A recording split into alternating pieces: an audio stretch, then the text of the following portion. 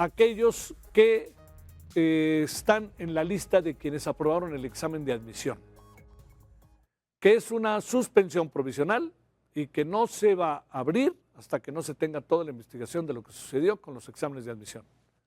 O sea, si usted está en su casa y resulta que su vecino hizo el examen o que el tío tiene un hijo, de una vez infórmeles que ni se presenten para presentar los papeles. No quiere decir que se va a repetir el examen, no sabemos nada todavía. Lo que sí sabemos es que se suspende la entrega de papeles el lunes 27 de julio.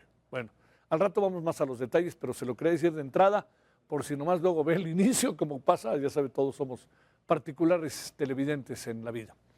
Canal 8 de televisión abierta en la Ciudad de México, Total Play, Canal 8, 151 de Easy, 606 Star TV, red social X, @heraldo_televisión, red social X, @heraldo de México. En nombre de todas, todos quienes hacen posible el referente de la noche, Heraldo Televisión, Heraldo Media Group, les saluda servidor Javier Solórzano. Después de más de un año de restricciones, Estados Unidos, esto es interesante e importante, va a ser gradual, pero va a reabrir de manera gradual, reitero, la frontera para las exportaciones de ganado mexicano. El primer cruce autorizado será el puerto de Douglas, en Arizona. Será a partir del 24 de agosto. Será como parte de un plan coordinado entre ambos países.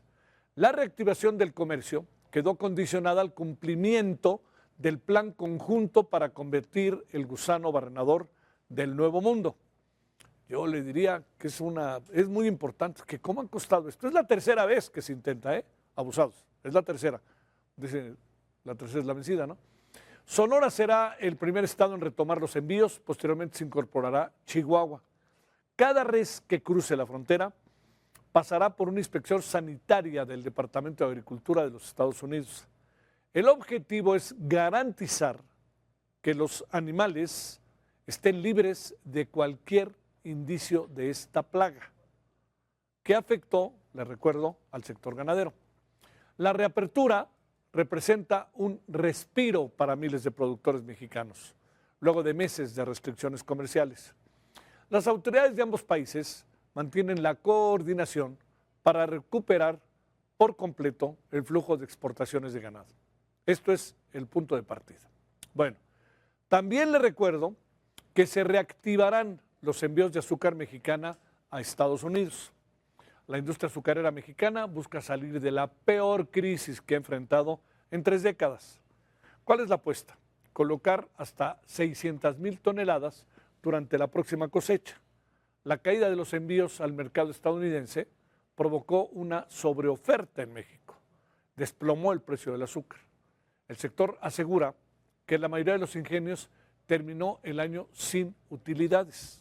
En paralelo, el gobierno federal trabaja en un esquema para que refresqueras, empresas de alimentos e incluso productores de alimento para animales den prioridad al azúcar mexicana y reduzcan entonces el uso de fructuosa importada. Además de recuperar el mercado de exportación, los cañeros mantendrán apoyos como producción para el bienestar y fertilizantes gratuitos. También se prepara un plan para aumentar la productividad, modernizar los ingenios e impulsar la generación de electricidad y etanol a partir del bagazo de caña. Bueno, vamos sumando asuntos. Donald Trump, seguimos en el mismo sector agrícola, ganadero, el campo. Donald Trump volvió a poner a México en la mira al amenazar con estas palabras: ahí les va un gran arancel, y por supuesto después se rió. Gran arancel, por un brote de diarrea explosiva en Estados Unidos. Las autoridades sanitarias estadounidenses mantienen abierta la investigación sobre un brote del llamado ciclosporiasis. Ya suma a 2,000 personas afectadas en 9 estados. Déjeme decirle algo. Esto de la diarrea explosiva no es una expresión que no vaya acorde con lo que sucede. Es una diarrea fuertísima. Bueno, pues las diarreas son así, pero si alguna vez tiene una diarrea de esas que no puede ni parar, esta es corregida y aumentada. ¿Qué es lo que sucede? No es la primera vez que se presenta y todo apunta a que esta enfermedad, este padecimiento, tiene que ver con productos elaborados con lechuga iceberg. Del lado mexicano, esto es muy importante, la Secretaría de Salud y COFEPRIS han revisado muestras de agua y lechuga en una planta de Taylor Farms. Este está ubicado en Guanajuato. Los análisis no detectaron presencia del parásito ciclospora. Mientras continúan las investigaciones, la amenaza de nuevos aranceles vuelve a tensar, como usted puede imaginar, la relación comercial México y Estados Unidos. Les recuerdo, nos pusieron un arancel, no nos pusieron un nuevo arancel, pero hay algo que yo creo que es sumamente importante de atender. Nos cambiaron la razón del arancel y ahora nos colocaron el arancel por lo que llaman trabajo forzoso. Ese trabajo forzoso, fundamentalmente, lo aplican en función de las importaciones de México que vienen de China, en donde hay elementos para saber que lo que se produce en China, que se mete a México, puede ser elaborado por niños y niñas. Trabajo forzado, ¿no? Por adolescentes que no tienen la edad laboral. Pero resulta que acá en México también muchos de todos esos asuntos que tienen que ver con China pasan, porque ayer dijo, se tiene que ver con China, que no sé qué. Sí, tiene que ver con China, pero tienen que ver con nosotros. En México hay, derivado de toda esa misma línea, trabajo infantil. Lo sabemos, ¿no? Hay una gran cantidad de niñas, niños, adolescentes, si usted quiere, que se dedican en estas áreas también a trabajar. Entonces, habrá que pensar seriamente el tema del trabajo forzado de este 10%. No nos pusieron más aranceles, qué bueno, cuidado con el lechugazo, como yo digo, pero cuidado también con que ese 10% se mantuvo, pero nos cambiaron. Le tenían un 10% por esto, pero ahora, ahí les cuento, tienen un 10% por esto. Y nosotros tenemos que ver qué pasa adentro, porque no solamente tiene que ver con lo que pasa o con lo que exporta China hacia México, o lo que importamos de China. Veamos. There's this food coming in, I guess, from Mexico. It's tainted. It's making a lot of people sick. That is the CDC's terminology. Well, I think what we're going to do is we're going to put a major tariff on Mexico because of the lettuce, and we're going to put a big tariff on Canada because of the smoke. Bueno, como usted ve, así lo ve el señor Donald Trump. Bueno, vamos ahora. Hace ratito platicamos con Juan Carlos Anaya.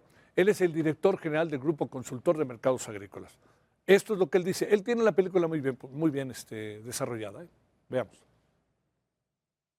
El tema de la lechuga, creo que pues ya es la forma del presidente Trump de amenazas y realmente no se ha podido comprobar por la autoridad del FDA el que efectivamente la lechuga que enfermó a muchos americanos en varios estados de la Unión Americana fue provocada en Guanajuato, principalmente en la zona donde hay una planta de una empresa americana, Taylor Farms, que está en California y no nada más produce lechuga en México, no, sino también en California, en Washington, en Florida.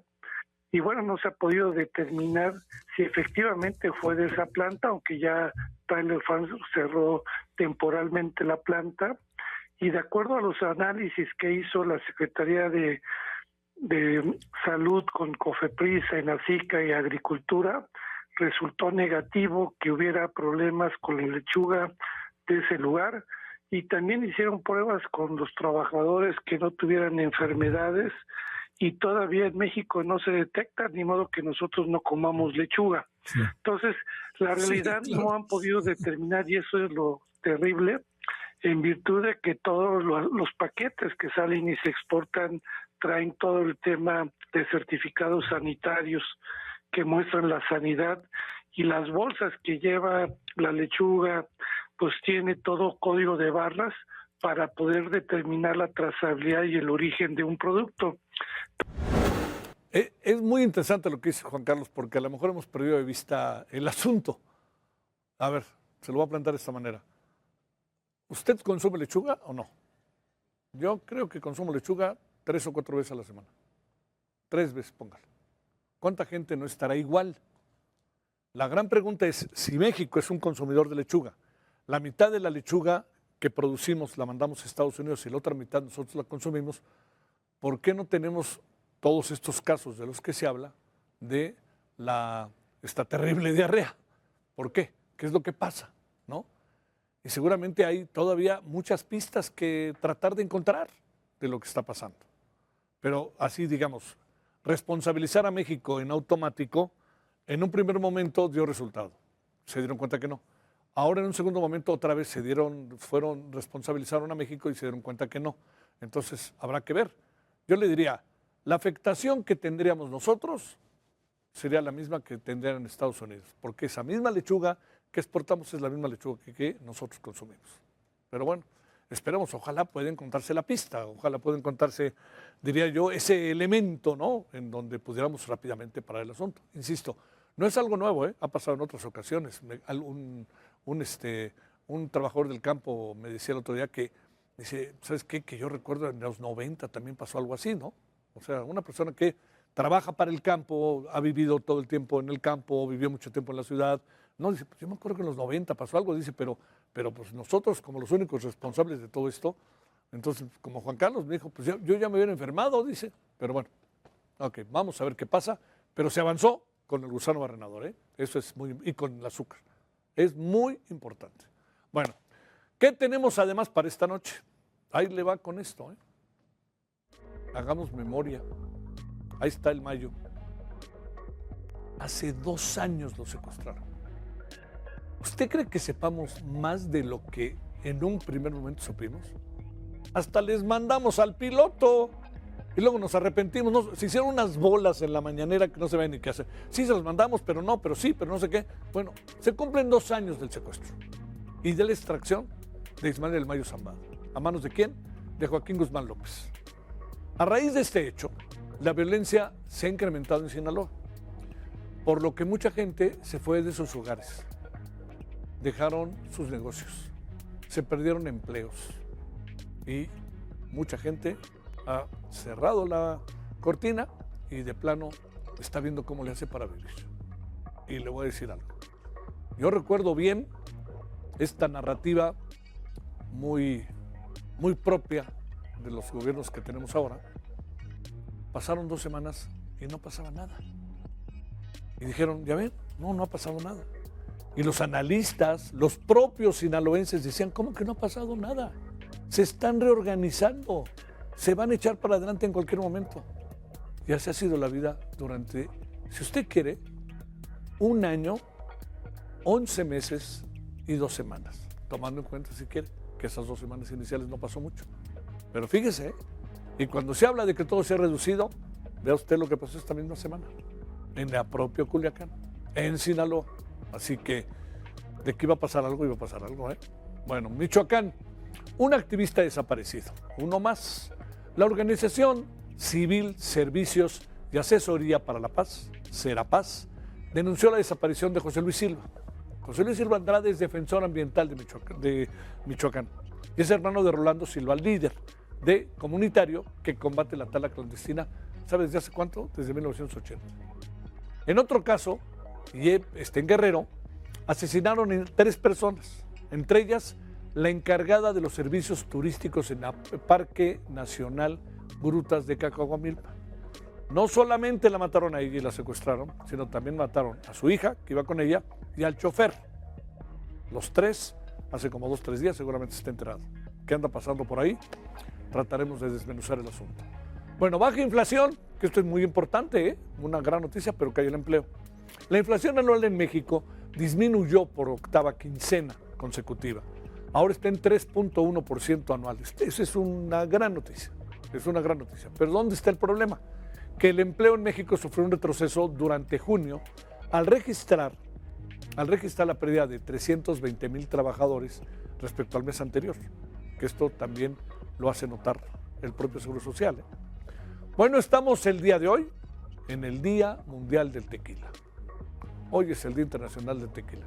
Los que somos tequileros, pues estamos de plácemes. Se conmemora este día debido a que en 2006 la UNESCO declaró como Patrimonio Mundial el paisaje del agave. y las antiguas instalaciones industriales de tequila. Yo le diría que el tequila, no sé si usted lo alcanza a apreciar, es ya un fenómeno mundial. En Estados Unidos se consume con regularidad. Usted puede ir a cualquier país de Europa. Claro que de repente los llenan de abusados, les mandan ahí cada tequila pirata, pero en general le diría, esto recorre el mundo. Bueno, el jolgorio, hablamos, ya sabe, del mundial. Yo creo que ya podemos decir mundial, ¿no? Bueno, el mundial, las cuentas alegres. La derrama económica por el mundial en nuestro país tiene dos contrastes. Las cifras oficiales hablan de cuentas alegres. Consultoras reportan expectativas no alcanzadas. La Secretaría de Turismo Federal dijo que hay 65,000 millones de movimiento. La consultora Deloitte estimó un impacto económico de 2.543 millones de dólares, 7% debajo de lo previsto. Se habla de que hubo 6 millones de turistas, cuando en el fondo las propias hoteles, los propios servidores de los servicios turísticos, valga la redundancia, hablan de que por mucho fue menor. Se llega a hablar de 800,000. No lo digo como una crítica, sino no nos cuenten lo que no es y ya, así de sencillo. Bueno, estamos a 2 años del secuestro del Mayo. Michoacán, un activista más desaparecido. Baja la inflación, cae el empleo. Hoy, 24 de julio, Día Mundial del Tequila, hablaremos de ello. Y el jolgorio, pues andan ahora en las cuentas alegres y dicen que aquí todo estuvo bien. Se quedaron muchas obras a la mitad, pero dicen que todo. Bueno, vamos a desmenuzar ese asunto. Bueno, gracias que nos acompaña. Vamos a hacer una pausa y vamos a hablar sobre que el día de mañana, 2 años de que se llevaron a Ismael El Mayo Zambada, y el gobierno mexicano se enteró cuando se lo llevaron. No sabía absolutamente nada. Bueno, a tal grado que les mandamos dentro de este paquete de 90 y tantos delincuentes al mismísimo piloto de la nave. Bueno, buenas noches. Joaquín Guzmán López, El Chapo's son, when he pled guilty, allocuted and stated that he orchestrated the kidnapping of El Mayo, and he also stated that he was hoping to gain favor from the United States government for having done so. The United States made perfectly clear that we do not condone kidnapping and that he would receive no credit for anything that he did along those lines.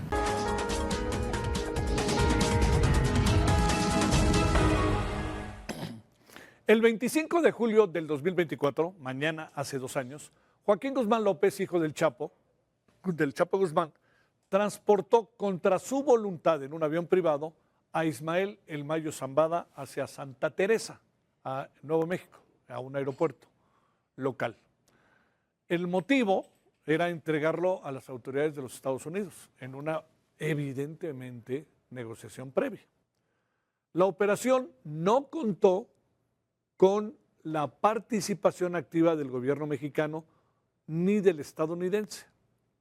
Del gobierno mexicano, pues algo medio sabemos si se trata del señor, del gobernador con licencia, porque el señor Melesio Cuen desapareció y no sabemos ni dónde está su cadáver, ¿no?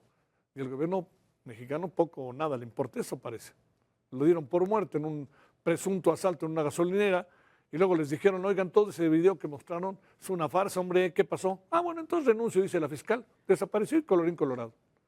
Un día después de su detención, las autoridades difundieron las primeras imágenes oficiales del Mayo en una corte de los Estados Unidos. Durante la audiencia inicial se le informaron los cargos en su contra, se declaró no culpable y mandó una carta. Esto inició una guerra interna entre los Chapitos y la Mayiza, por lo que la violencia de Sinaloa se intensificó. Narcobloqueos, ataques diarios, asaltos, extorsiones, la inseguridad regresó, balaceras a toda hora. Y bueno, pues que esto provoca algo, por supuesto, ¿no? Varios negocios tuvieron que cerrar, muchos sinaloenses pues tuvieron que dejar su hogar y dejaron el estado, dejaron la ciudad al menos, en el caso de Culiacán, Mazatlán, entre otros.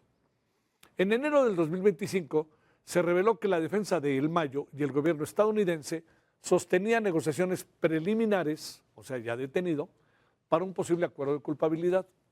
Posteriormente, Zambada envió cartas al gobierno mexicano pidiendo su extradición, denunciando irregularidades procesales, pero Estados Unidos no lo autorizó. Recientemente se le dictó cadena perpetua al Mayo y todo indica que le darán los beneficios de estar en una cárcel en donde pueda tener servicios médicos debido a sus muchos problemas de salud. A 2 años de la escalada de la violencia en Sinaloa, la encuesta nacional de ocupación y empleo del INEGI muestra que la población en el estado ha disminuido desde enero del 2025 a la fecha. Ya son 84,000 habitantes menos en la entidad. Tan solo 23,000 eran de Culiacán. ¿Qué piensa de eso? No me diga que eso es normal y vamos a esperar hasta que se dejen de pelear, como dijo el gobernador con licencia. ¿Quién gobierna, por Dios? En su mayoría estas personas pertenecían a municipios pequeños, por lo que su partida rectificó, también se relaciona con la fuerte crisis económica que se vive allá adentro. Pero la gente se defiende, se defiende lo más que puede. Otro sector que se ha visto afectado por la violencia en el estado pues es el empleo. De acuerdo con Coparmex Sinaloa, hablamos seguido con su presidenta Marta, 54,000 personas se encuentran desocupadas en la entidad. De ese total, la mitad corresponde a trabajadores que fueron dados de baja de sus empleos formales, registrados ante el Instituto Mexicano del Seguro Social. Mientras que el resto pertenece a personas que abandonaron actividades informales o que han dejado de buscar empleo. Bueno, ese es el panorama, ¿eh? Hemos hablado en varias ocasiones con Miguel Taniyama, chef, empresario restaurantero, que es de los que, cuando yo digo la gente no se deja, es el mejor ejemplo de ello. Bueno, Miguel, con enorme gusto te saludo. ¿Cómo has estado, Miguel? ¿Qué ha sido de la vida? Híjole, Javier, aquí estamos. Buenas noches a ti y a todos los televidentes. La verdad que la vida en Sinaloa, a veces pensamos que no vale nada. Después de 2 años, seguimos prácticamente en las mismas. La sociedad, poco más despierta, poco más comprometida en lo que tenemos que hacer y lo que tenemos que luchar. Pero créeme, casi 2 años, y es impresionante la resistencia y es impresionante el descaro de las autoridades.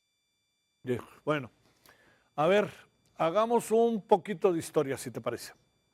¿Qué ha pasado? Mucho de historia, pero para ti, ¿qué es lo que ha pasado? Porque más allá de lo que ha pasado, también hay decisiones políticas que se han tomado.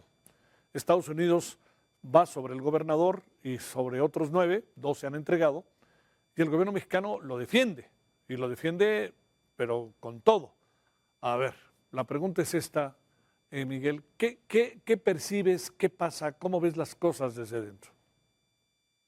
Creo que les interesa más perpetuarse en el poder al gobierno, al partido gobernante, porque los ves en campañas enarbolando una impunidad, enarbolando una cero empatía con lo que nos ha sucedido. La violencia, ayer mismo en Mazatlán, se seguía reflejando de manera brutal.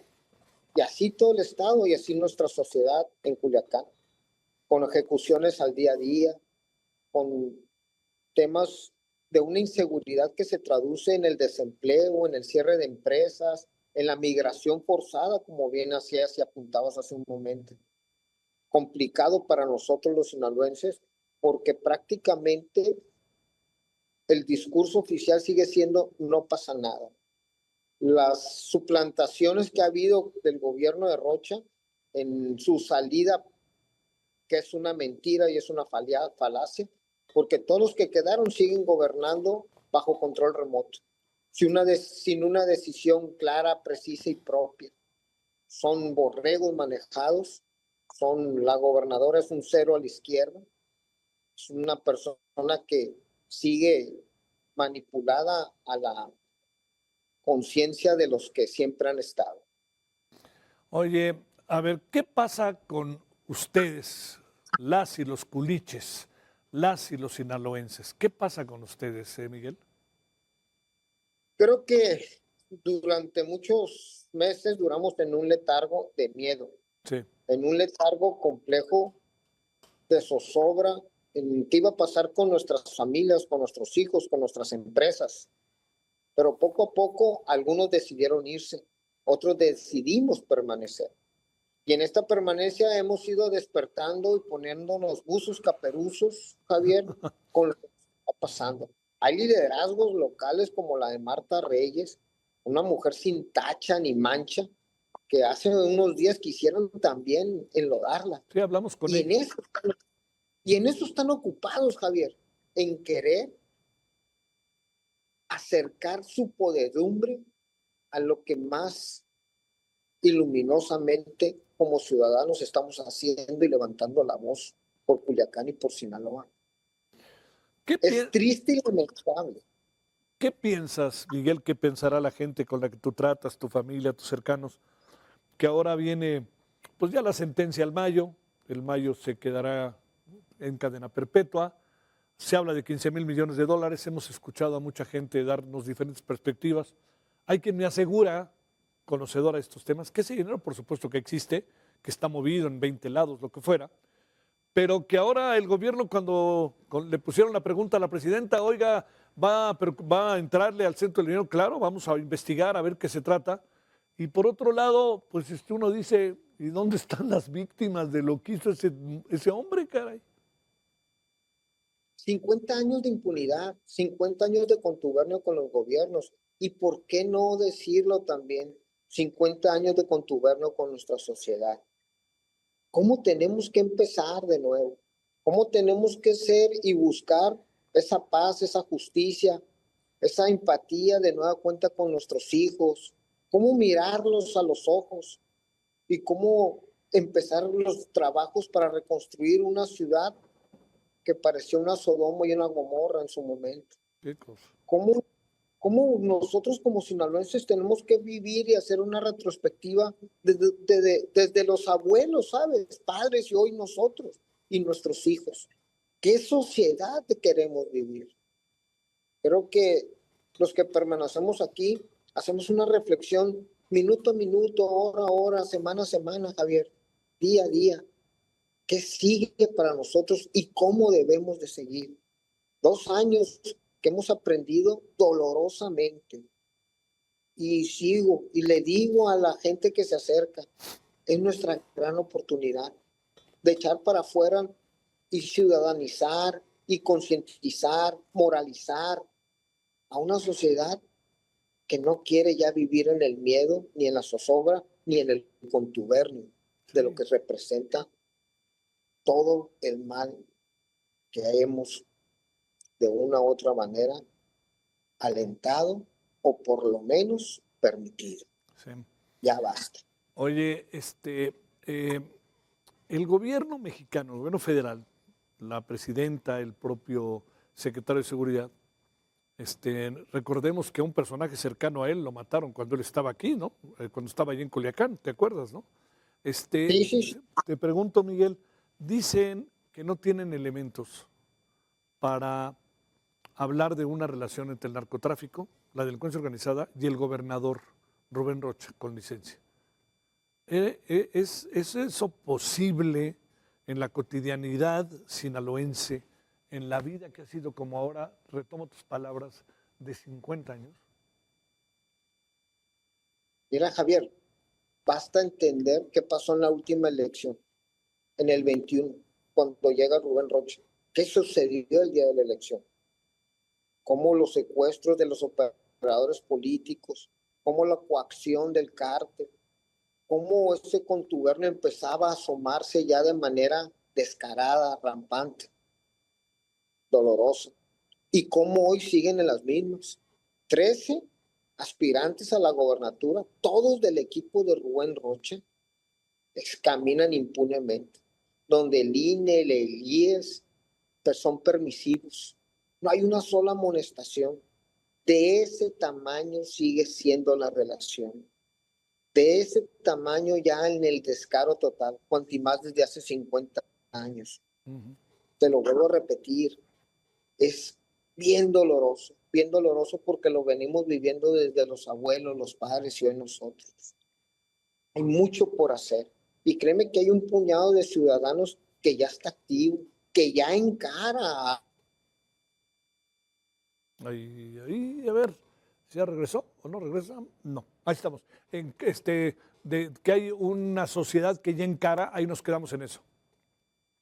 Hay una sociedad que debemos de seguir organizados y encarar a estos personajes del mismo gobierno de Rubén Rocha.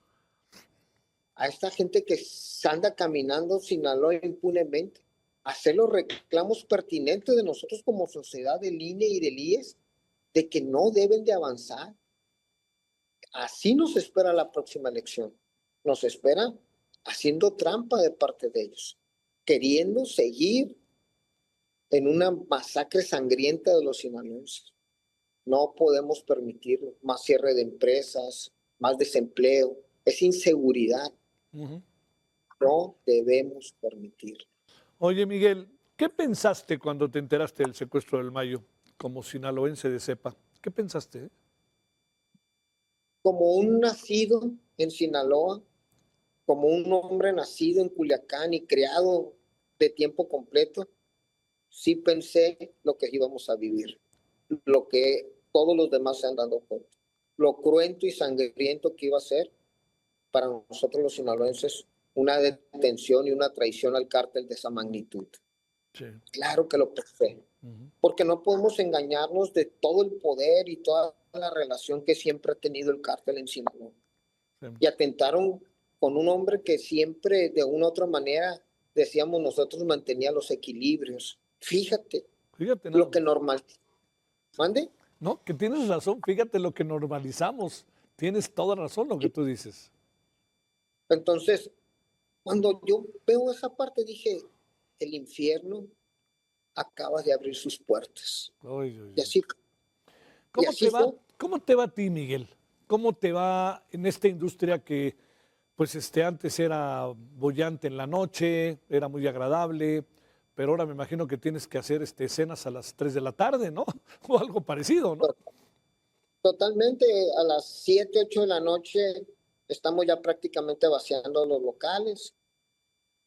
De repente agarramos vuelo un fin de semana, pero llega la entre semana, lunes, martes, miércoles, jueves, se vuelve muy completo, sí. Muy completo. La otra vez platicaba con un amigo financiero y me dice, Tani, ¿sabes por qué has permanecido? Porque pusiste la empresa en modo sobrevivencia, no lo pusiste en modo de rentabilidad, de prosperidad. Sí. Y eso es doloroso, porque volteo y veo a mis hijos, las necesidades familiares, y las hemos prácticamente puesto en lo más bajo.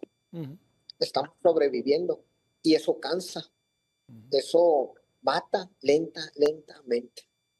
Oye, mande. ¿Presumes que pueda pasar algo mañana en términos de que se cumplen 2 años, que se recuerden viejas rencillas de aquel momento, aunque las rencillas están siempre presentes? Es que Javier pasa todos los días. Sí, claro. No es algo ya de la fecha, todos los días, y lamentablemente a veces perdemos la capacidad de asombro ya los sinaloenses. Y yo insisto a la gente que llegue y que tenga a un lado y que me comente en el día a día, no debemos de perder esa capacidad de asombro. Porque en base a esa capacidad de asombro diaria que podamos sostener, así van a ser los reclamos y el despertar de una sociedad. Así va a ser las ansias de cambio, las ansias de exigir lo que nosotros nos debe de pertenecer, la seguridad, la salud, la educación, la esperanza de volver a reconstruir nuestra sociedad. Eso es lo más importante para nosotros. Pero debemos de poner las bases claras, las reglas claras y las leyes, pero muy puntuales de lo que debemos de exigir como sociedad. Justicia y no impunidad. Porque nadie, absolutamente nadie, ha pagado todos estos 2 años de criminalidad. Desde, como lo decías también hace rato en la cortinilla de entrada, la impunidad con que el asesinato del maestro Cuen fue tapada por la Fiscalía Local. Desde el norte hacer un planteamiento con la sociedad y todos los sectores organizados para empezar a reconstruir como sociedad, como economía y como prosperidad una vida para los sinaloenses. Te mando un gran saludo, Miguel. Gran saludo.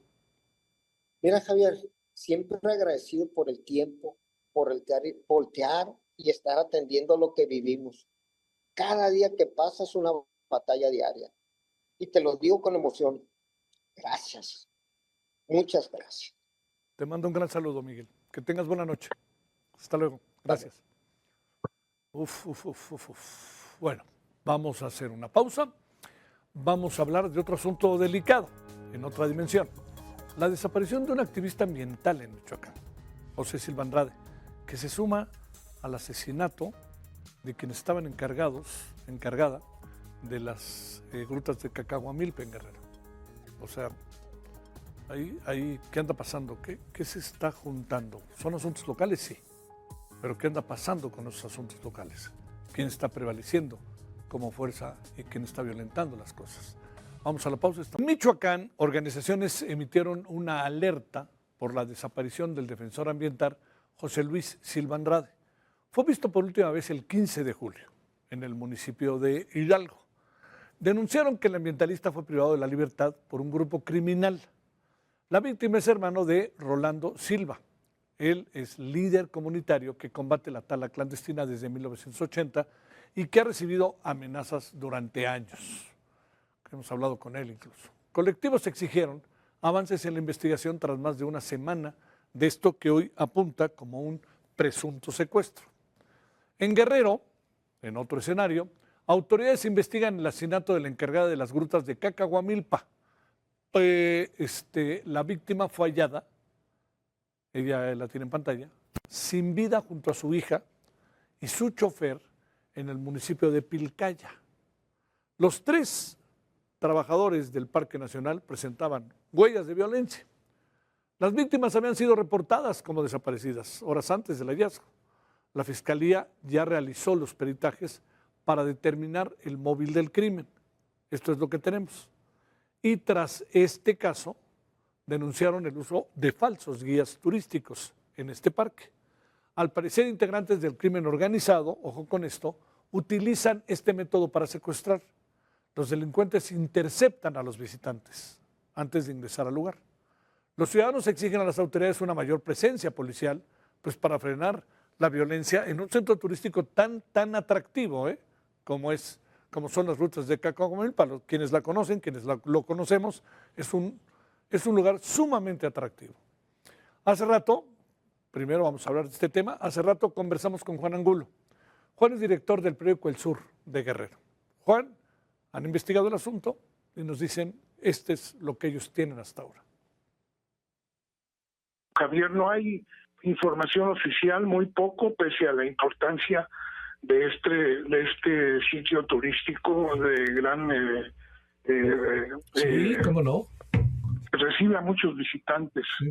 Oye, suponen que trataron de utilizar a la directora, a la encargada de las grutas, para que pusiera personajes, cosas de ese tipo, porque esa es una parte, Juan, de la que también se ha mencionado en varias ocasiones. Hay una versión de que este grupo delictivo se infiltra presentándose sus integrantes como guías de turistas. Sí. ¿No? Entonces, pues tiene que tener el permiso de la administración para hacer este trabajo, ¿no? Sí.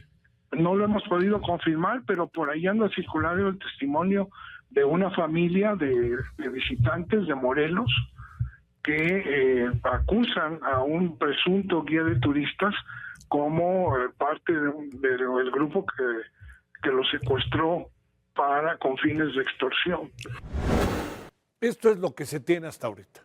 Bueno, le cuento que sobre el tema de lo que pasó con el defensor de derechos humanos allá en el caso de Michoacán, hablemos sobre ello, ¿no? A ver qué es lo que se tiene.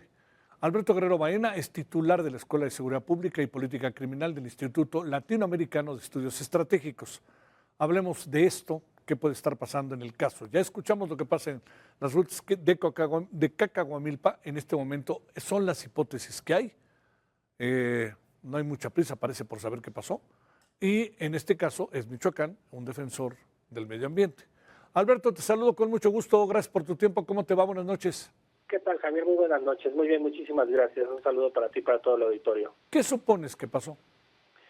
Mira, el oriente michoacano es una zona que ha sido bastante azotada por grupos del crimen organizado, sobre todo, principalmente el tema de la tala clandestina, como bien lo señalas. Esta persona, defensor del medio ambiente, pues sin duda ha sido parte de esta situación de confrontación con algunos de los grupos delincuenciales, sobre todo esta zona que es boscosa, desde Ciudad Hidalgo, Sinapecuaro, la zona de los azufres, pues son zonas que de alguna manera tienen caminos muy recónditos donde quizás la misma policía estatal no ha entrado, y que en estas circunstancias, pues obviamente estas personas, al tratar de defender estos espacios, pues sin duda se han venido enfrentando con diferentes grupos delincuenciales. Esta zona se caracteriza por estar en disputa entre el cártel Jalisco Nueva Generación y el cártel de los Correa. Entonces, sin duda sí es un tema que llama poderosamente la atención, sobre todo tomando en cuenta un aspecto muy importante, que en la zona del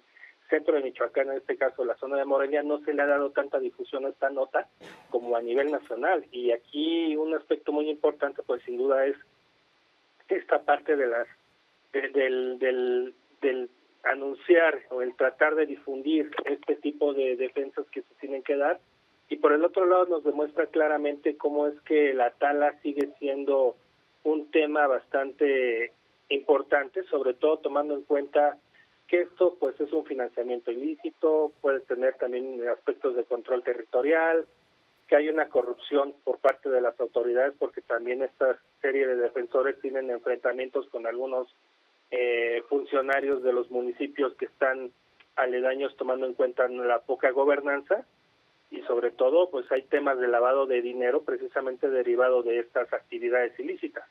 Alberto, ¿por qué, digamos, entendiendo la labor de los defensores de derechos ambientales, te pregunto, ¿por qué razón pareciera que el gobierno, y particularmente el gobierno del estado de Michoacán, como que no acude, no trabaja, no se mete, no está en el tema? O sea, ¿qué razones pudiera haber para no dedicarle la importancia que se le da fuera del estado?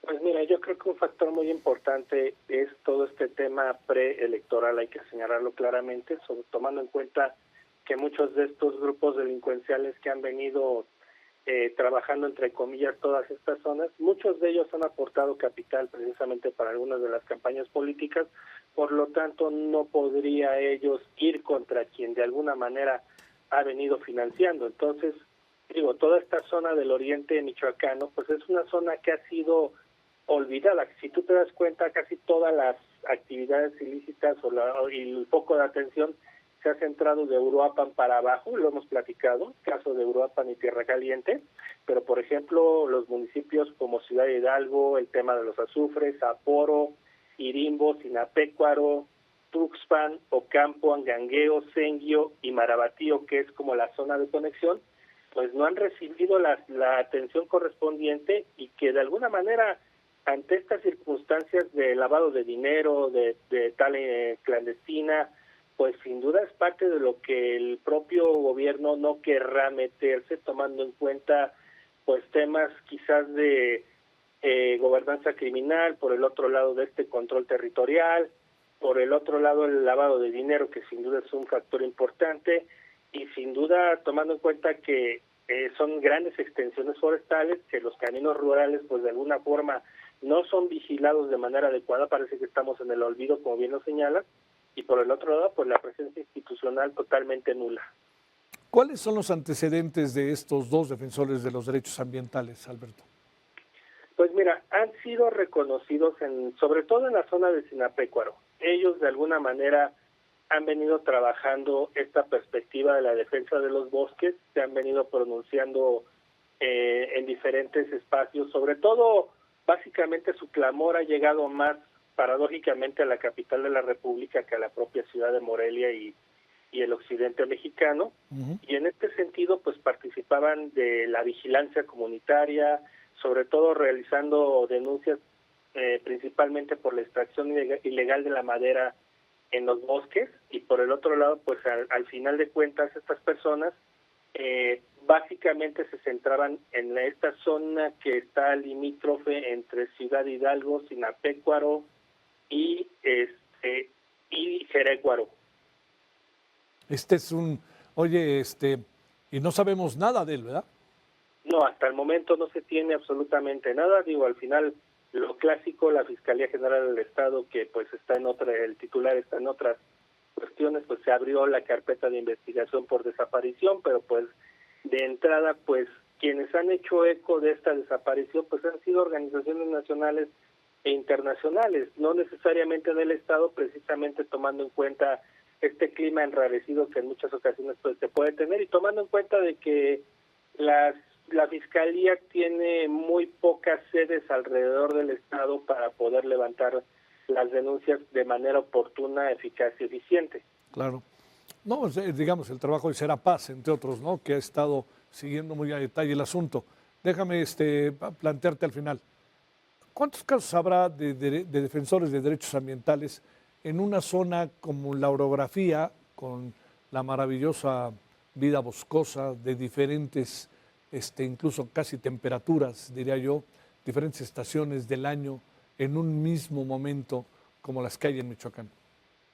Pues mira, yo creo que en este sentido y comprendiendo todo el tema de lo que realmente no sabemos y no ha llegado también a la denuncia, probablemente haya alrededor de unas 10, 15 personas que estén también en esta circunstancia, tomando en cuenta pues que son grandes extensiones de tierra de las que estamos hablando básicamente de varios municipios, donde sin duda, sobre todo, por ejemplo, en el caso de Marabatío, Senguio y Angangueo, pues son bosques. Por el otro lado, en la zona de los azufres, son zonas con ecosistemas totalmente, como bien señalas, diversos, que de alguna manera ofrecen una riqueza natural.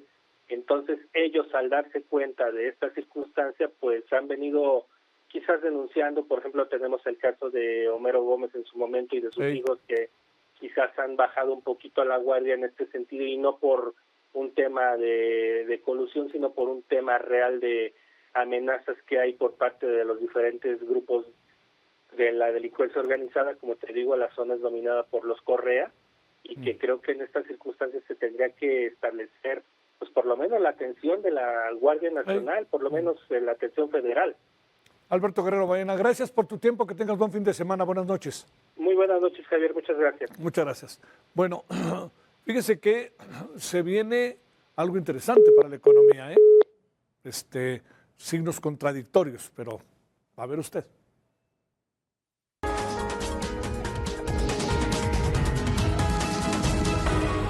Bueno, ni siquiera el Mundial frenó el desempleo en México. Se dijo que iba a haber muchos empleos. Pues sí hubo, bueno, no más que empleos, los voluntarios, que a los voluntarios pues son eso, voluntarios. De acuerdo con estadísticas del INEGI, la población desocupada aumentó de 78,000 personas a 1.7 millones. Esto significa un alza de 2.73% a 2.8%. Es el mayor nivel desde 2023. La población económica creció a 286,000 personas. En cuanto al trabajo informal, tuvo un aumento del 5%, perdóneme, frente al poco crecimiento de los sectores que estaban previstos a crecer durante el Mundial. Los restaurantes, hoteles redujeron su ocupación anual al 1% y el comercio al 0.64%. Ojo con eso, ¿eh? En este contexto, las negociaciones del Tratado México, Estados Unidos, Canadá, pues cerraron con graves déficits laborales, pues 57 millones de personas carecían de trabajo, 21.7 millones estaban excluidas del mercado laboral y solo 35 millones tenían empleo. Por otra parte, la inflación en México se moderó durante la primera quincena de julio. Los precios fijos al consumidor aumentaron 3.1% respecto al año pasado. El jitomate, por ejemplo, fue el producto que más bajó de precio, seguido de chile serrano, tomate verde y aguacate.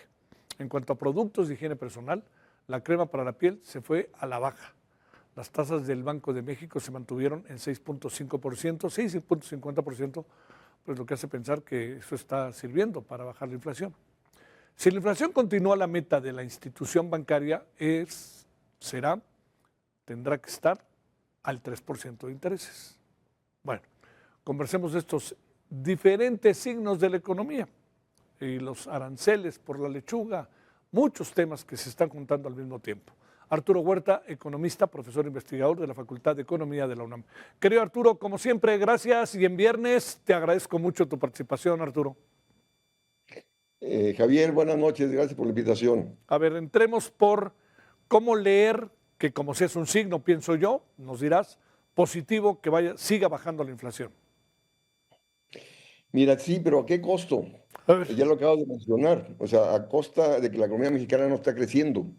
En el primer trimestre de este año cayó en menos 0.6%, y el primer trimestre de este año en relación al primer trimestre del 2025 trae un crecimiento solo de 0.4%. Entonces, efectivamente, esta alta tasa de interés te frena la actividad económica, te aumenta el desempleo y en consecuencia te cae la demanda, y de ahí que la inflación no crece. O sea, la inflación está llegando a su objetivo de 3%. O sea, la primera quincena de julio que creció la inflación en 3.1%. El problema es de qué le sirve al desempleado o al subempleado que no tiene ingresos, no tiene un salario asegurado, ni tiene prestaciones. ¿De qué le sirve la baja inflación si no tiene poder adquisitivo, si no tiene ingresos para consumir absolutamente nada? Y luego estamos viendo una cuestión, Javier, de que dentro de la inflación la que caen es, frutas y verduras, porque estamos en temporada de verano, y también no crecen los precios de la energía. Está subsidiada la gasolina, y eso está presionando sobre las finanzas públicas. Está aumentando el déficit fiscal, y el gobierno subsidia la gasolina para evitar presiones sobre precios a costa de contraer la inversión. Y de hecho traemos una inversión en el primer trimestre de este año de 21.2%, que es una muy baja tasa de inversión, y de ahí que la economía mexicana no está creciendo. La inversión en China es el 40% del Producto Interno Bruto. Y entonces, por lo tanto, no estamos generando. Hay que bajar la inflación incrementando la producción, y eso no está aconteciendo, porque la alta tasa de interés te encarece el crédito, te baja la inversión, cae la producción, y se mantienen las presiones de oferta sobre precios. Entonces, lo que el Banco de México y Hacienda están haciendo es bajar la inflación contrayendo demanda, contrayendo la actividad económica y aumentando el desempleo. Es decir, está deteriorando el ingreso, el nivel de vida de las familias, de que quedan desempleadas o subempleadas. A ver. Sin embargo, se considera una gran noticia la baja inflación. El problema está, planteo otro asunto, Arturo, de la mano de dónde anda el poder adquisitivo. Efectivamente. Ahora, la cuestión es que, fíjate, el Índice Nacional de Precios al Consumidor cuantifica 123,000 productos. O sea, los mismos datos que da el INEGI te señala que en esta primer quincena de julio aumentó el precio de transporte aéreo en 12%. Aumentó también el precio del transporte en general, de los paquetes de turismo, justo por la temporada, en 6%. Y lógico, y repito, bajó el precio de las frutas y verduras, y sigue estancado el precio de la energía. Y la cuestión es, repito, el problema es el alto desempleo. Fíjate, viendo los datos de la población ocupada del primer semestre del 2026 comparado con el primer semestre del 2025, disminuyó la población ocupada o subocupada en 360,000 trabajadores, ¿no? 319,000 trabajadores disminuyó. O sea, el primer semestre de este año en relación al primer semestre del año pasado. Entonces, estamos viendo de que efectivamente no se están creando empleos y tal como lo señalaste, el empleo que crece es en la economía informal, donde no tiene salarios asegurados. Y dentro de la informalidad, fíjate, hay esos trabajadores por cuenta propia, son 13 millones. Que no tienen, o sea, trabajan por cuenta propia y no tienen trabajadores bajo su disposición. ¿Por qué? Porque es la gente que está en las calles. Entonces, en la encuesta de empleo te preguntan, ¿estuvo usted empleado una hora la semana pasada? Pues lógico que la gente estuvo empleada una hora la semana pasada limpiando vidrios o boleando, ve tú a saber. Y en consecuencia vemos que sigue la marginalidad, sigue la pobreza. Entonces, o sea, el principal problema del país, Javier, no es la inflación. El principal problema del país es que no se crece, no se crean empleos formales bien remunerados y de ahí la pobreza, la gran desigualdad existente en el país que el gobierno no atiende. A ver, oye, no digo que el Mundial iba a ser la gran esperanza, pero el Mundial no resultó las cuentas alegres que nos están dando para la economía. ¿O qué alcanzas a ver, Arturo? Efectivamente, se esperaban alrededor de 5 millones de turistas y pues lógico ni al millón se llegó, algo así alrededor de 800,000. Y está la subocupación en los hoteles y en consecuencia la derrama esperada no fue la que se generó, ¿no? Sí. Entonces el gobierno gastó mucho en andar pintando de un color después de otro los puentes y demás, las calles y demás, en vez de esos recursos haberlos canalizado a impulsar el sector agrícola, a impulsar la generación de empleo formal bien remunerado, a construir hospitales, etcétera, y no, repito, andar remodelando el aeropuerto. ¿Cuánto se habrá gastado ahí? Entonces, por favor, pero bueno. Oye, a ver, para ir cerrando, el crecimiento anualizado, ya ahora, bueno, que tenemos ahorita, pero hacia final de año, ya se habla de más del 1%, que sigue siendo raquítico. Pero a ver, esta variable, que es muy importante, si no crece el país, pues no, si no crece la economía, ¿cómo va a crecer el país? Y con el tema que se nos cruza del TEMEC, con el tema de los aranceles y con la revisión anual, que generará pues una única instancia para poder continuar en él, pero al mismo tiempo podría generar incertidumbre entre ciertos sectores a la hora de invertir. Efectivamente, ¿quién te va a invertir tomando en cuenta que cada año va a estar siendo revisado el TEMEC? Entonces no saben cómo va a quedar ni este año ni cómo va a quedar el próximo año. Entonces, si Estados Unidos me va a estar colocando aranceles, se le ocurre a este presidente de Estados Unidos poner aranceles a raíz de las lechugas, que también le va a poner aranceles a Canadá por los incendios que están contaminando de humo a los estados del norte de Estados Unidos. Oye, con ese presidente, o sea, no sabe lo que viene para el país o para la humanidad. Tomando en cuenta que te invade países, viola las normas de las Naciones Unidas. Entonces, esta inversión del North Shoring que se esperaba que viniera a México para exportar a Estados Unidos, pues no va a venir. Es decir, o sea, ahí está la Toyota. La Toyota mejor decidió trasladar su planta de Tijuana de $3,500 millones a Estados Unidos y dice, mejor produzco directamente en el mercado de Estados Unidos y no en México. Y así van a ser muchas empresas. Entonces, yo no veo perspectiva de que vayamos a crecer este año en el 1%. México sigue apostando al TEMEC. Ahí está el representante de Comercio de Estados Unidos diciendo de que México tiene que colaborar con Estados Unidos, meter la cuestión del agua, la cuestión de la seguridad de la frontera, o sea, todo a favor de ellos, por favor, ¿no? O sea, este Tratado de Libre Comercio, las únicas beneficiarias han sido las empresas transnacionales, no el país. Entonces, México no debe seguir apostando al TEMEC, porque Estados Unidos va a seguir con los aranceles, quiere disminuir el déficit de comercio exterior que tiene con México de $168,000 millones. Ellos están fuertes en torno a imponer las reglas de origen a su favor, a pesar de que la presidenta dijo que no, que debe ser proporcional, y Estados Unidos te va a imponer las condiciones a su favor. Ahí está también lo que dijo el mismo representante del comercio. Dijo, en el sector agrícola dice, tenemos totalmente asegurada nuestra exportación de productos agrícolas hacia México. Es decir, evidenciando que México no está defendiendo los granos básicos que demandan los productores nacionales. Entonces, así como Estados Unidos pone aranceles del 50% al aluminio, al acero, al cobre, 25% a los autos, a los derivados siderúrgicos, México no pone ningún arancel en favor de la producción nacional. Todo para ser bien visto por Estados Unidos, pues no. México tiene que retomar soberanía en favor de la producción nacional, en favor de generación de empleo, en favor del crecimiento del país, y eso no pasa por la gente que nos gobierna. Te mando un gran saludo, Arturo. Muchas gracias que estuviste con nosotros. Que tengas buena noche. Igualmente, buenas noches. Saludos. Gracias. Hasta luego, Arturo. Bueno, Arturo Huerta, economista, profesor de la UNAM.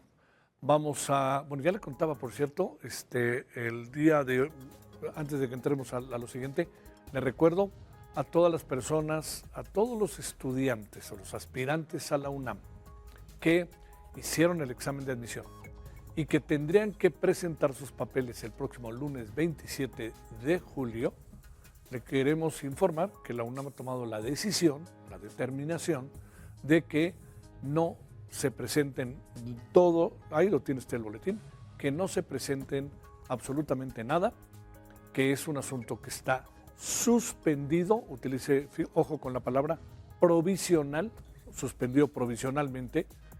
Entonces, acá lo tenemos, dice, voy a leer el primer párrafo porque bien que vale la pena.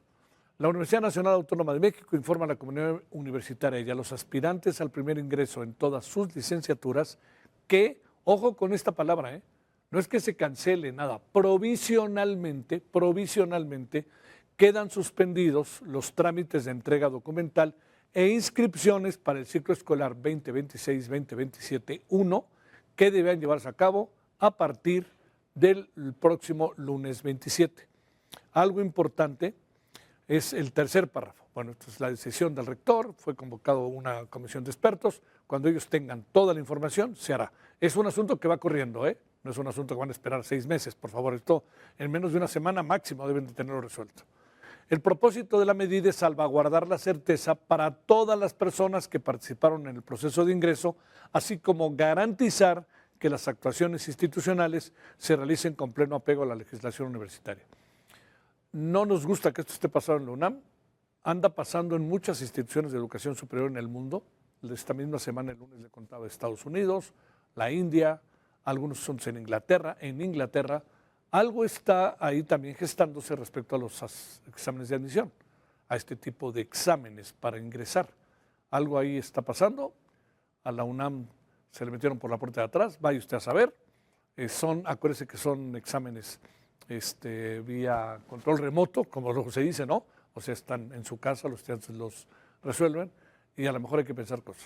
Entre otras, regresemos al asunto presencial y punto, ¿no? Porque eso daría otro. Muchas cosas pudieron haber pasado, Pues fueron 2 exámenes, se pudieron haber pasado respuestas, pudieron tener acordeones y la UNAM no sabe, pues de hablar. O sea, está el deseo de ingresar, que se pueden hacer muchas cosas, como pasó en Estados Unidos, en donde incluso gente ligada a Hollywood pagó un lanón para que entraran sus hijos y hasta les dieron el examen y luego acabaron en la cárcel. Vamos a una pausa y vamos a regresar para hablar de que hoy, demos de un giro a la información que está muy padre, hoy es el Día Mundial del Tequila, 24 de julio. Vamos a hablar del tequila. Bueno, hoy es el Día Nacional del Tequila. Se cumplen 2 décadas desde que la UNESCO denominó al paisaje agavero del municipio de Tequila y en Jalisco como Patrimonio Inmaterial de la Humanidad. Vale la pena ver esto como preámbulo de nuestra conversación. En México, cada 24 de julio se celebra el Día Nacional del Tequila. El año pasado la producción superó los 583 millones de litros de tequila y crece la cantidad destinada a exportación. Y 406 millones de litros exportados a más de 120 países. Hoy, para el cierre de junio, estamos hablando del primer semestre del año. Tenemos más de 3.400 marcas de tequila vinculadas a producto certificado, 229 productores autorizados de tequila. Durante el mayor encuentro futbolero, gran parte de la fanaticada en el mundo prefirió celebrar con tequila. Hay un repunte principalmente en la parte de las exportaciones. Señalamos también que al primer semestre de este año ya tenemos un repunte de un 3% en cuanto comparado con el año anterior de incremento en relación a las exportaciones. También se cumplen 2 décadas de que la UNESCO denominó al paisaje agavero en el municipio de Tequila como Patrimonio Inmaterial de la Humanidad. Contempla más de 34,000 hectáreas en los sitios más representativos de la región Valles de producción de tequila. Y bueno, al final estamos hablando de que está enclavado en lo que hoy conocemos como la Ruta del Tequila. El Consejo Regulador del Tequila es el organismo que garantiza que todo tequila en Jalisco, México y el mundo cuente con certificación. Y bueno, todo el tequila a través del número de lote nace con lo que yo le llamo un acta de nacimiento, es decir, una huella específica que lo acompaña, ahora sí, que desde el campo hasta la mesa. Y a celebrar el Día del Tequila con un caballito, blanco, reposado o añejo, el que sea su preferencia. Desde Jalisco para Heraldo Media Group, Adriana Luna.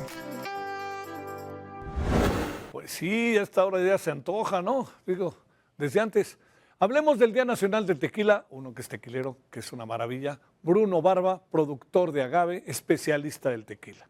Bruno, con enorme gusto te saludo y ahora sí que te felicito. ¿Cómo has estado? Buenas noches. Hola Javier, buenas noches. Muchas gracias por el espacio. Pues muy contentos en todos los festejos que tuvimos durante el día en el Tequila Lab acá en Guadalajara, organizados por la Cámara y por el Consejo Regulador del Tequila, muy celebrados todos los compañeros tequileros. Bueno, y no hay celebración si no hay por lo menos un caballito, ¿no? Diría yo, ¿no? Bueno, acá había de sobra, tal vez. Oye, Bruno, a ver, ¿qué importancia tiene esto?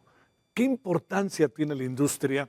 A lo mejor hemos perdido de vista, ¿no? A ver, uno va a cualquier lugar fuera del país, venden tequila y de repente uno ve un tequila ahí que ni siquiera sabe uno lo que es, pero de repente ves que ya prevalecen estas marcas que en México conocemos.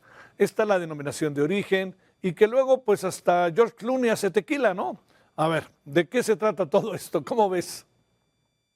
Bueno, yo creo que hay varios puntos importantes en los que el tequila impacta a nuestra región y a nuestro país. Número uno, yo creo que es uno de los embajadores más importantes de México en el mundo, nuestra cultura líquida. Entonces, pues lleva nuestro nombre muy en alto a muchos lugares, a muchos países. Bueno, son más de 120 países ahora donde exportamos tequila. Está en los mejores restaurantes, en los mejores bares. Hay tequila para todos los gustos y nos representa muy bien a todos los mexicanos. Y su impacto de manera local, pues la industria genera más de 100,000 empleos y tiene un impacto en cerca de 300 municipios. Entonces, pues es una agroindustria muy importante para nuestro país también. Ahora, ¿el principal consumidor está en el país o ya se empieza a consumir más fuera del país que en el país? Pues pienso en Estados Unidos, la enorme comunidad mexicana, y también se ha puesto de moda, ¿no? El tequila, un poco como en los principales eventos, etcétera. Sí, claro. Bueno, nuestro principal cliente es Estados Unidos, que ahora ya se está empezando a diversificar un poquito más. Tenía cerca del 84% de las exportaciones se iban a Estados Unidos. Mira. Ahora vamos en 81, 82 por ahí. Entonces ya empezamos a abrir mercado importante en el resto del mundo, en países como Alemania, España, Japón, Colombia. Ya se empieza a consumir mucho más tequila. Hay un apetito importante por el tequila. Ahora estamos haciendo mucho esfuerzo para empezar a comercializar en la India de una manera más fuerte. Ahí las barreras arancelarias es un problema, pero bueno, la Cámara y el Consejo están haciendo una gran labor para mejorar las condiciones y poder tener acceso al mercado de la India, por ejemplo, o República Dominicana, que ahora también se estén negociaciones para la denominación de origen. Entonces, la idea aquí es que podamos empezar a ser fuertes en más mercados, no solo en Estados Unidos. ¿Solo en México se puede producir el tequila, Bruno? solo en algunas partes de México Claro, en que algunas están partes dentro de la denominación de origen, correcto. O sea, pero hay países que de repente también lo producen, más allá de que tengan la denominación de origen o no, de manera pirata o como se quiera, Bruno. Hay otros países que pueden hacer destilados de agave parecidos al tequila, pero para que se pueda llamar tequila, tiene que ser dentro de la denominación de origen, que el agave esté cultivado y cosechado dentro de la denominación de origen, el productor autorizado dentro de la denominación de origen, y si es 100% agave, tiene que estar envasado dentro de la denominación de origen, Claro. y cumplir con toda la trazabilidad para que pueda ser llamado tequila. A ver, ¿cómo, digamos, básicamente estamos que hablando de Jalisco y de qué otras zonas del país en donde se produce el tequila y el consumidor puede estar ciertamente seguro de que es un tequila con la denominación de origen? Bueno, es todos los municipios de Jalisco y algunos municipios vecinos de Michoacán, bueno, en Tamaulipas también hay algunos municipios autorizados, en Nayarit, en Guanajuato, y creo que ya, perdón si se me va alguno. Bueno, pero lo que sí es un hecho es que también esto significa que hay una cámara que está poniendo orden, ¿no? No me gusta mucho la palabra orden, pero sí está instrumentando la organización de toda la industria.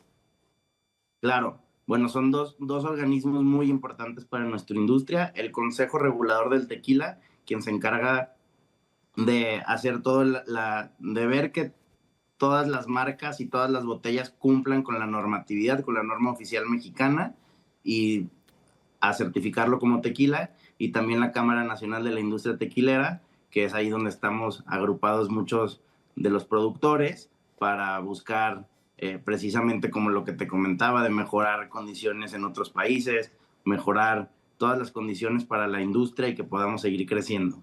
¿Qué tan mexicana es la industria? Cuando digo esto, se ha diversificado la propiedad en muchos casos, ¿verdad? Sí, claro, bueno, hay fuerte inversión extranjera, pero mi punto de vista es que al final todo el tequila se hace con agave, todo el agave se cultiva en México para hacer tequila, entonces yo creo que es muy mexicana, aunque haya capitales extranjeros involucrados. Al contrario, pues nos ayudan a llevar el tequila a más lugares del mundo, que es lo que todos queremos, ¿no? Oye, es la bebida por excelencia de los mexicanos. Después de la cerveza empieza a crecer mucho el vino, ¿no? Mucho el vino. Pero después de la cerveza será el tequila, ahora se les está metiendo por abiertamente el mezcal. Ahí, ¿qué pasa? Todos cabemos, ¿no? Pero en términos de la producción, del consumo, ¿cómo anda? Bueno, el tequila sigue siendo el destilado número 1 en México. En Estados Unidos estamos en el top 3. Entonces, sí hay muchos destilados de agave mexicanos como el mezcal, la raicilla, que están tomando también ahora mucho ritmo y mucho vuelo, y es algo que a mí me da mucho gusto, porque al final también son parte de nuestra cultura y pues son destilados de agave en expresiones diferentes, y hay ahora sí que un espacio, como bien dices, para todos, y hay un gusto para todos los perfiles, ¿no? Digo, sé que por mucho los consumidores somos mucho más que la industria, pero ¿cuánta gente estará en la industria del tequila? ¿Tienes una idea, Bruno? Son cerca de 100,000 empleos los que generamos en la industria tequilera. Mira, pues son directos. Sí. Claro, los indirectos, y si hablamos de uno, que familia, estamos hablando de una cantidad enorme de empleos, ¿no? Y de dependencia de ese empleo, ¿no? Claro, y todos los proveedores, por ejemplo, los botella, caja, tapón, logística. Claro.